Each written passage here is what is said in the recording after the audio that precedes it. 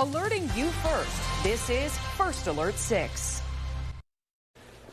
Coming up, First Alert 6, keeping an eye on an important trial involving the future of medical marijuana in Nebraska. Our Brian Mastery tells us what happens next. And giving you a first alert to thunderstorm chances building in tonight. I'll time this out for you coming up. Plus, a new center in South Omaha looks to help grow the workforce. What skills the nonprofit will teach people to help them land a job. Live from WOWT, First Alert 6 starts now. It was a rather gloomy way to start the week with steady rain most of the day. We're also tracking a round of thunderstorms. Chief Meteorologist Emily Roller joins us with a first look at your First Alert 6 forecast. Now, Emily, will we need the umbrella if we're headed out tonight? Yeah, I would bring it with you. We have another round of rain moving in. So if you've noticed those showers kind of taper off in your area, they've lifted north of the metro. We are tracking more rain building in from the southwest. And this comes along with a chance for a few thunderstorms. This batch right here, that's what's going to fuel that risk for maybe an isolated strong storm later on tonight as well. As we zoom in here, you can see a couple of lightning strikes just down to the southwest of Lincoln. Also keeping an eye on a couple of cells trying to move into the metro. These are just approaching portions of Sarpy County now. So far, no lightning with those. So we're going to watch and see how everything holds together. Overall, it's a very low risk for severe storms, possibly one or two that are on the stronger side. But that risk tonight, that's going to be for a brief weak tornado and also some strong wind gusts up to 60 miles per hour with hail likely staying below severe threshold. So as we take a look outside, we still have that wet pavement. Even though the showers have started to move out, they will be coming back in. So right now, some very light rain falling out at Epley. We're at 62 degrees, pretty mild, slow to cool down tonight with that chance for rain gradually moving out after 8 p.m. I'll time out that chance for storms on the hour-by-hour forecast. That's coming up. John? Emily, the deadline is here. All the attorney paperwork is in. The medical cannabis trial over signatures is now in the hands of a judge in Lincoln. Brian Mastery joins us live now. Brian, what happens next? Well, one thing is clear, Jacqueline. The voters have spoken by a wide margin.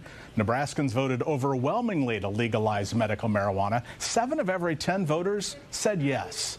Those results will be certified on December 2nd. In the meantime, Lancaster County District Court Judge Susan Strong will now decide one of two things. She could throw out the case, believing the Secretary of State did not prove there were enough questionable signatures to disenfranchise thousands of people who signed the petition. It had nearly 90,000 signatures.